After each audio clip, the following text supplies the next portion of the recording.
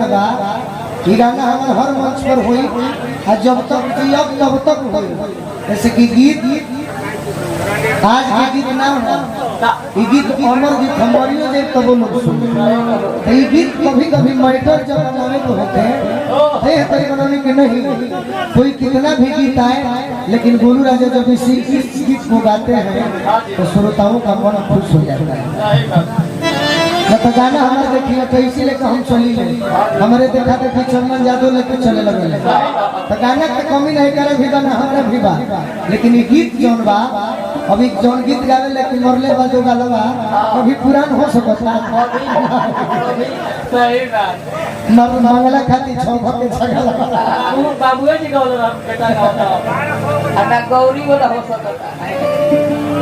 क्या हो सीखो वे कहती है किया जो हो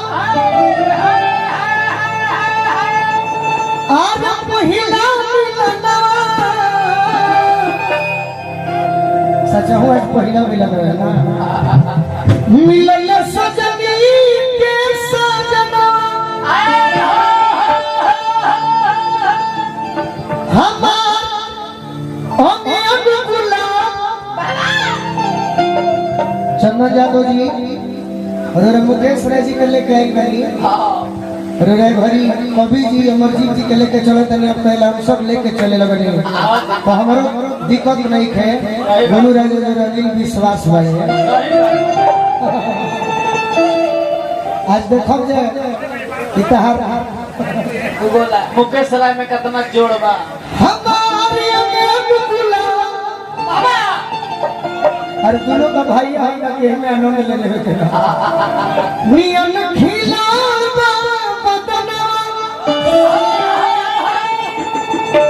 सुनी सुनी भगवान तनी बैठक कर लोग को खड़ो होके भावो दी हो अरे जन बिहार हो खेती कहती है लड़की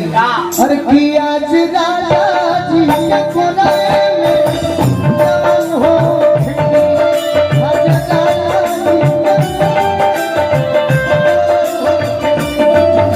सुनी सुनी भगवान जन बिहार हो खेती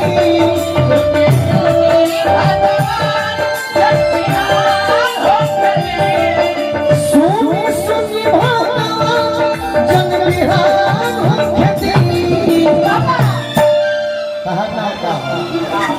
नाम कहा रिमझिम नाम हो तो तनी हमारे जो भाव करो एगो तो लंगड़ पे से मैं रिमझिम नहीं यदि फल चल है और तो गोलू राजा में रिमझिम आ गई तो तनी भाव गाओ कि आज राजा जी क्या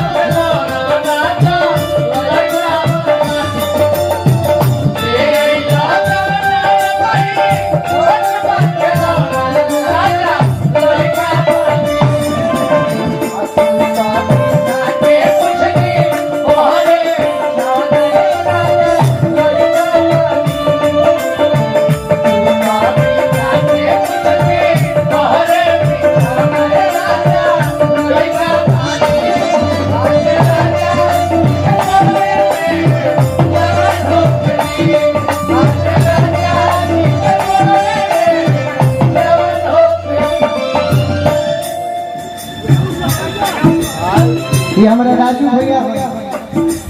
यहाँ से भेंट हमारे 250 साली भरी यहाँ के मैंने पहाड़ को बोला पहाड़ को हमारे तो मन के नीचे ही आने के बाद बहुत बहुत सम्मानित बनी और तनी बहुत दिनों लड़की के देखे के पड़ी हमारा बार बार भैया के प्रणाम पद प्रतिष्ठा बरकरार रहो ये स्वागत करे हम आज नीचे ना जाए बाकी राजू भैया कहते तो हम पहाड़ पर चले नीचे ये तो नीचे हम ऊपर चले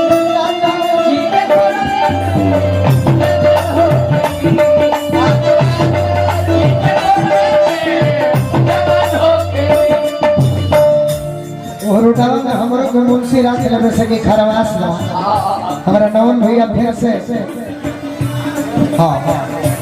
पैसा लिखे के नीचे दे के लूट ली है सब ना बगली में दे अच्छा राम सरदार कि आज राजा जी के कोनवाती पर जवान हो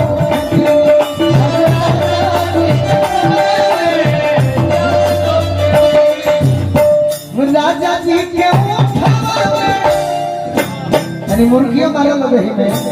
हम कहने बिजनेस में बेचल भाई राजा जी के ओठ जब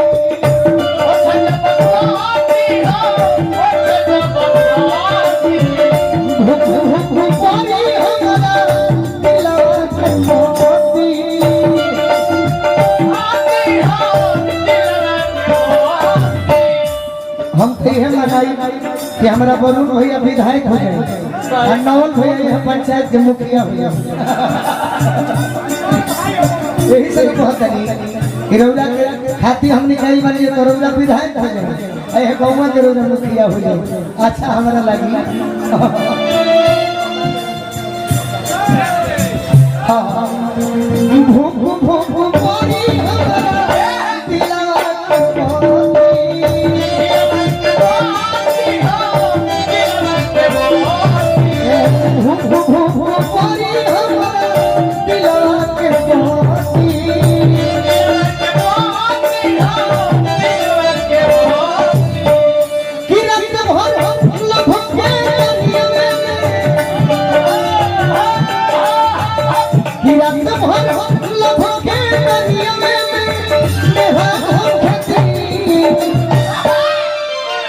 भाई नाचत त निमन बड़ लोग के हमर जो भाव एको जनी नहीं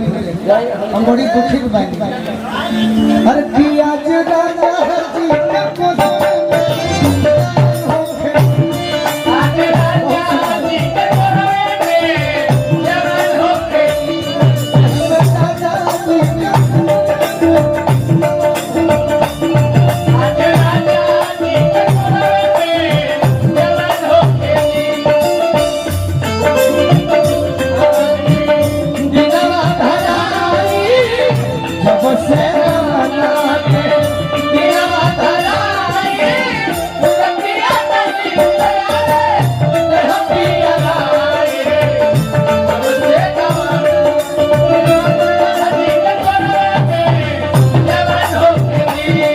आगे राजा जी के कोरवे में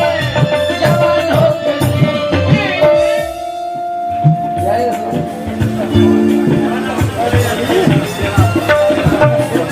अभी अभी 500 रुपया हमारा के बभनी पंचायत के सरपंच साहब पंकज सिंह जी उर्फ पिंकू सिंह जी की ओर से बहुत बहुत कहने वाली भैया अच्छा अच्छा बहुत बहुत आगे बैठिए वरुण भैया आगे बैठा लो पंकज भैया बभनी पंचायत के सरपंच साहब की ओर से बहुत बहुत पुरस्कार मिला कि आज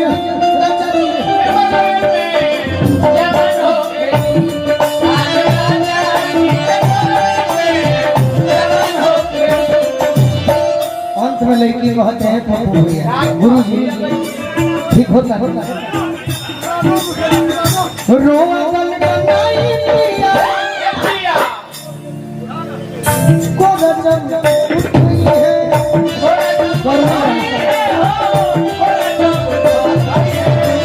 रोवल गंगाई पिया कोरजन उठई है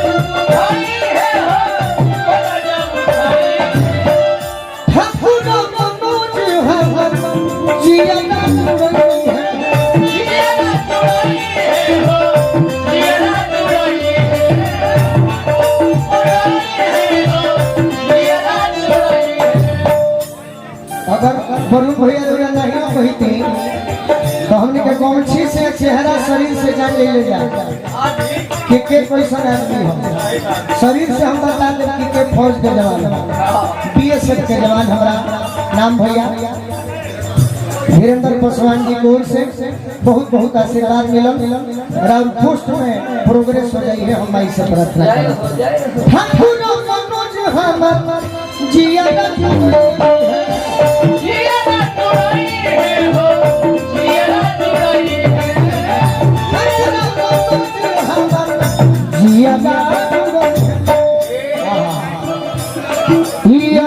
बोलू न जाके